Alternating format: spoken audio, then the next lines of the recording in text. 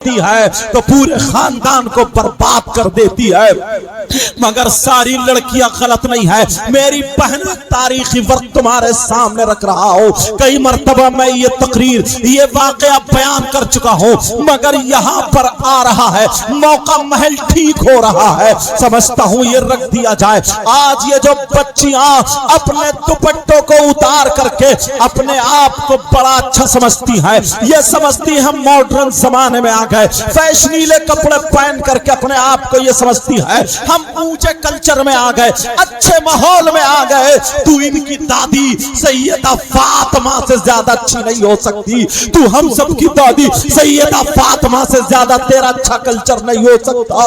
اب ذرا دیکھ، اسلام کی شہزادیاں ساری غلط نہیں ہوتی ہیں، اللہ اللہ ایسی ایسی اسلام کی شہزادیاں ہیں جو اپنے شوہر کے لیے دعا کر دے تو وہ کامیاب ہو جاتا ہے، اپنے بیٹوں کے لیے دعا کر دے تو وہ اس کی دعا کامیاب ہوتی ہے، اپنے اولاد کے لیے چاہے بیٹی ہو ماں باپ ہو جس کے لیے اگر دعائیں کر دے تو وہ کامیاب ہو جاتی ہے، اور اگر یہ بگڑ جائے تو اس سے پورا ماحول بگڑتا ہوا نظر آتا۔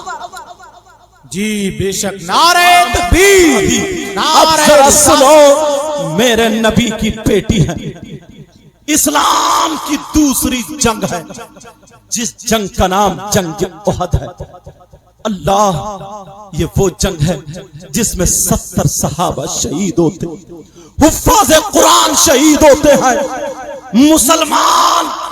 مسلمان کامیابی کی طرف جا رہے تھے، لیکن اب ماحول پلٹتا ہے، ماحول تبدیل ہوتا ہے، ماحول پلٹتا ہے، مسلمان زخمی ہو جاتے ہیں، کوئی ادھر شہید ہوئے لیٹا ہے، کوئی ادھر شہید ہوئے لیٹا ہے، کوئی ادھر لیٹا ہے۔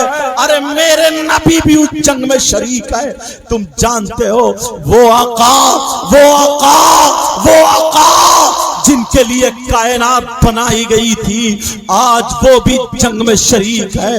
آپ دیکھ رہے ہیں میرے نبی کے ہاتھ میں تلوار ہے، لیکن ظالم نبی کو قتل کرنا چاہتے ہیں، ظالم صحابہ کو قتل کرنا چاہتے ہیں، اسلام کو مٹانا چاہتے ہیں۔ یہ جنگ احد کی بات بتا رہا ہوں، میرے نبی جنگ میں ہے۔ ارے ذرا اپنے نبی کی بات تو سنو، آج ہم کتنے دور چلے گئے ہیں، جلسوں سے اچھی باتیں نہیں سن پاتے۔ اللہ اللہ، میرے نبی کے سامنے ایک ظالم آ جاتا ہے جس کا نام ابن قیم ہے۔ میرے نبی پر جب اس نے وار کیا، میرے نبی خود اوڑے ہوئے تھے۔ ارے خود جانتے ہو کیا ہوتا ہے؟ جنگ میں جو ٹوپی اوڑی جاتی ہے اس کے سامنے زنجیریں لٹکی ہوئی ہوتی ہے، اس کو خود بولتے ہیں۔ جیسے موٹر سائیکل پہ ہیلمٹ لگاتے ہیں، آگے سے شیشہ ہوتا ہے، وہ ہوا روکتا ہے، مگر میرے نبی خود اوڑے ہوئے ہیں اور تلوار ہاتھ میں ہے۔ اب ظالم ابن قیم آ جاتا ہے، میرے نبی پہ اتنی زور سے وار کرتا ہے، تمہیں کیا پتہ کتنی تکلیفیں ہوئی ہیں، آمنہ کے لال کو کتنی تکلیفیں ہوئی ہیں۔ میرے نبی پہ جب اس نے وار کیا تو چہرے پہ جب وار کرتا ہے تو وہ چہرے کی زنجیر کے ساتھ اتنی زور سے ضرب لگتی ہے، زنجیر کی دو کڑیاں میرے نبی کے رخسار میں داخل ہو جاتی ہے، میرے نبی کے رخسار میں گھس جاتی ہے، کسی کے کانٹا لگ جائے برداشت نہیں ہوتا ہے۔ میرے نبی کے چہرے میں یہاں پر اس خود کی زنجیر جو تھی اس کی کڑیاں اس کے اندر گوشت کے اندر گھس جاتی ہے۔ اللہ اللہ، میرے نبی بھی ایک طرف کو لیٹے ہوئے ہیں، لیکن جب پتہ چلا مدینے کی عورتوں کو کہ ہمارے جیال شہید ہونے کے قریب ہے، اور اسلام کی شہزادیوں عورتوں کو یہ تم سمجھتی ہو کہ اسلام میں عورتوں کا مقام کچھ نہیں ہے، عورتوں کا حصہ کچھ نہیں ہے، ذرا دیکھو آج تم مارکیٹ کو بھاگتی ہے، آج تم میلے ٹھیلوں کو بھاگتی ہے، آج بیاہ شادی میں اپنے اپنے جسم کی نمائش کرتی ہے، مگر یہ عورتیں تھی، انہوں نے اپنی چادر اوڑھی ہے اور جنگ کے میدان میں آ جاتی ہے۔ ان عورتوں میں آنے والی ان کی دادی سیدہ فاطمہ تھی، سیدوں کی دادی سیدہ فاطمہ آ جاتی ہے۔ جب پتا چلا میرے ابا کی طبیعت ناساز ہے، اللہ اللہ ذرا سناؤ، جیسے ہی سیدہ فاطمہ آتی ہے، جب دیکھا تو فاطمہ کہہ رہی ابا جان، ابا جان، ابا جان آپ کو کیا ہوا ہے؟ ابا جان ذرا مجھ سے باتیں کریے، ابا جان اتنی پیاری بیٹی کہہ رہی ابا جان مجھ سے ذرا دو باتیں کر لیجئے۔ میرے نبی کبھی آنکھیں کھول لیتے ہیں کبھی بند کرتے ہیں، ارے تمہیں کیا پتا کتنی تکلیف ہوتی ہے، کتنی تکلیف ہو رہی ہے۔ اللہ اللہ فاطمہ کہہ رہی ابا جان اپنی آنکھیں کھولیے۔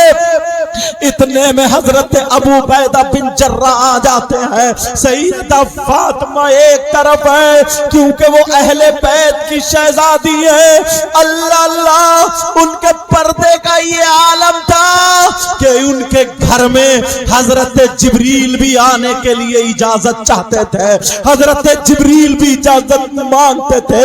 حضرت ابو عبیدہ بن جراح جب آتے ہیں، میرے نبی کو تکلیف ہو رہی ہے، نبی بولے ابو عبیدہ بن جراح ذرا یہ کڑیاں نکالو۔ اللہ اللہ یہ صحابی پریشان ہو گئے، آقا کے کڑیاں کیسے نکالوں؟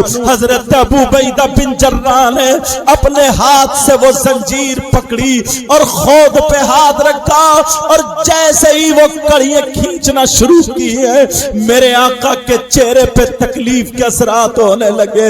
حضرت ابو عبیدہ بن جراح کے ہاتھ رک گئے، کہا آقا میری ماں پہ قربان، میرے بابا پہ قربان، میری اولاد آپ پہ قربان، آقا آپ کی تکلیف مجھ سے برداشت نہیں ہو سکتی۔ او نوجوانوں آج تم نے کھلواڑ بنا رکھا ہے، ذرا دیکھو میرے نبی کہہ رہے ابو عبیدہ نکالو، ابو عبیدہ نکالو۔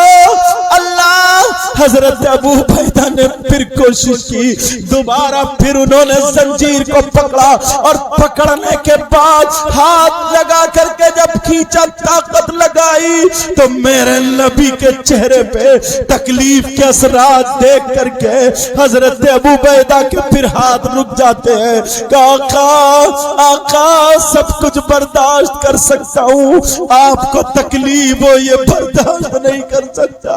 آقا میں مجبور ہوں، کیا کروں آقا؟ کیسے نکالوں حضرت، کیسے نکالوں؟ ابو عبیدہ نکالو۔ ابو عبیدہ اب وہ تکلیف کو دیکھ رہے ہیں۔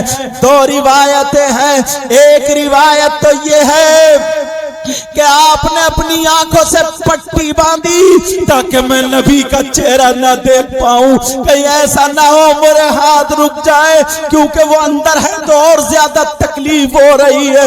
اور دوسری روایت یہ ہے میں نے آنکھیں بند کی اور اپنے دانتوں سے جب وہ زنجیر پکڑ کے اور خود پر ہاتھ لگا کر کے جب طاقت لگائی ہے تو تاریخ اٹھا کر کے دیکھو حضرت ابو عبیدہ بن جراح کے دانت ٹوٹ جاتے ہیں، کسی طریقے سے وہ زنجیر نکلی۔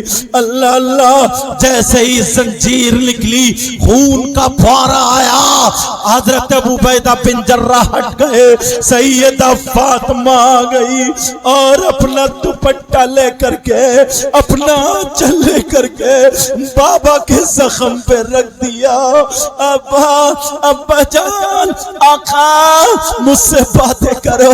اب میرے نبی نے باتیں کرنا بند کر دی، میرے نبی بول نہیں رہے، میرے نبی خاموش ہیں۔ سیدہ کی سانسیں رک رہی ہے، سیدہ کی سانسیں رکنے جا رہی ہے۔ ابا مجھ سے 2 منٹ کے لیے باتیں کر لو۔ ارے وہ بیٹی ایسی بیٹی تھی، اگر دعا کر دیتی تو آسمان سے فرشتے آ جاتے ہیں، اور اگر یہ دعا کر دیتی ہے اللہ یہ زمین کو پھاڑ دے اور ان ظالموں کو دھسا دے تو سارے ظالم دھس جاتے، مگر وہ صابرہ بیٹی تھی، وہ سیدہ زاہدہ بیٹی تھی. اللہ اللہ اب کہہ رہی ہے ابا جان ابا جان ابا جان ابا جان ذرا آنکھیں کھولیے. میرے نبی آنکھیں نہیں کھولتے ہیں. سیدہ اپنا دوپٹہ پانی میں بھگو کر کے میرے نبی کے یہاں لگا رہی ہے تاکہ خون رک جائے. او نوجوانوں آج تم نے عرسوں کا میلوں کا ٹھیلوں کا محرم کا یہ سارا ماحول بگاڑ کے رکھا ہے. تمہیں نبی کا واسطہ تمہیں اللہ اور رسول کا واسطہ آج پکی سچی توبہ کر لینا اور اسی فاطمہ کے جیال ہے سیدہ طیبہ زاہدہ اور زہرا بطول کے شہزادے جن کی رگوں میں کسی مائی کے لال کا ان کے بارے میں اختلاف نہیں ہے. میں ذمہ داری سے بولتا ہوں پوری دنیا کو مولویوں کو کسی کو چیلنج کر دو چاہے اپنا ہو یا غیر ہو کوئی مائی کا لال ان کے نسب پہ انگلی نہیں اٹھا سکتا ہے. یہ وہ سیدہ یہ وہ مولا کائنات حضرت علی کے شہزادے ہیں. آج تم قسمت والے ہو ان کے ہاتھ میں ہاتھ دے دینا اور ان سے مرید ہو جانا اور دل ہی دل میں کہنا رسول ہم نے حسین کو تو نہیں دیکھا ہم نے حسن کو تو نہیں دیکھا ہم نے مولا کائنات کے شہزادے ان کے پوتے امام زین العابدین کو تو نہیں دیکھا ان کے بیٹے امام محمد باقر کو تو نہیں دیکھا ان کے بیٹے امام جعفر صادق کو تو نہیں دیکھا ان کے بیٹے امام موسیٰ کاظم نیچے تخو سے پاک سید میر عبد الواحد بالگرامی کو نہیں دیکھا مگر ہم نے اولی کے بیٹے سہیل ملت کو دیکھا. ہم ان کے ہاتھوں میں بک گئے اور ایسے ہو جاؤ جب تک بکے نہ تھے تو کوئی پوچھتا نہ تھا تم نے خرید کے انوار.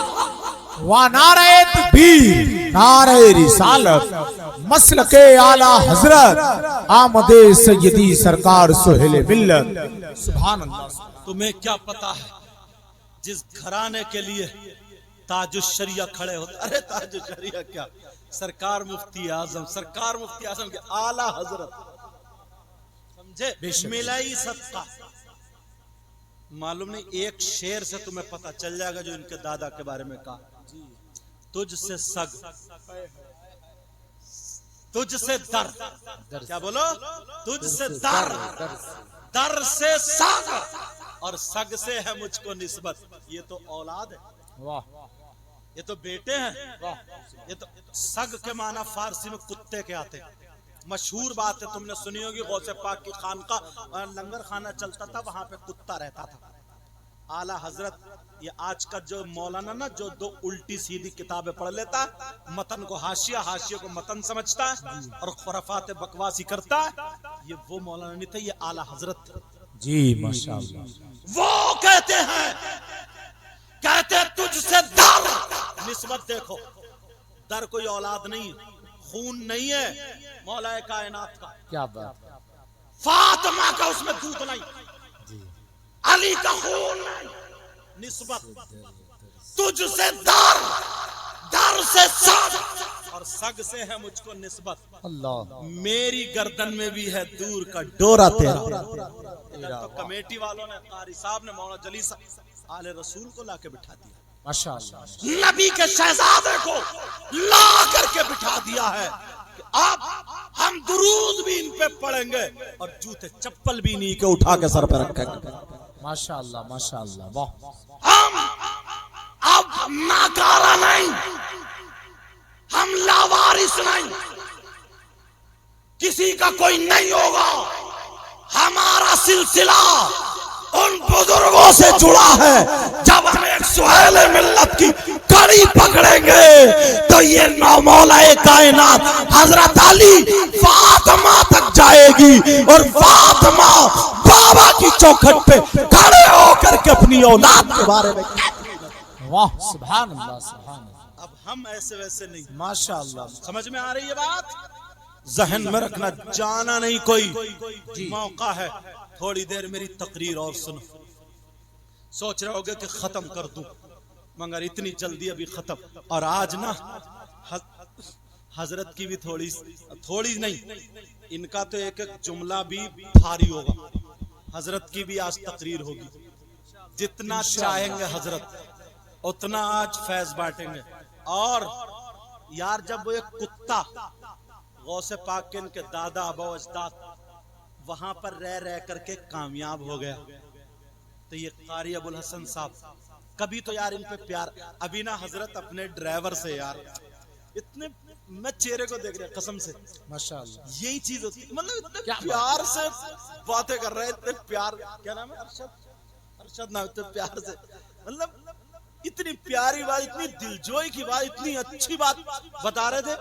ایسا لگتا تھا کہ کاش اس جگہ پہ میں ہوتا، کاش اس جگہ پر کیا ہوتا، میں ہوتا. اور قاری ابو الحسن صاحب سے اور موقع پڑتا ڈانٹ بھی لیتے، اور حق ہے ان کا. یہ کپڑا دیکھو، جھاڑ رہا ہوں میں، ایسے جھٹک رہا ہوں، دشمنی ہے میری اس سے. یہ دیکھو ماما ایسے جھاڑ رہا ہوں، دشمنی ہے، پیار ہے. میں یہ چاہتا ہوں اس پہ ذرا سا تنکا بھی نہ ہو. یہ چاہتے ہیں میری خانقاہ میں قاری ابو الحسن رہنے والا ذرا سی بھی خراش نہ ہے. اور انشاءاللہ ان کے ابا حضور کی منقبت قاری صاحب سے ضرور پڑھوا. جی ماشاءاللہ. طاہر ملت بولو انشاءاللہ.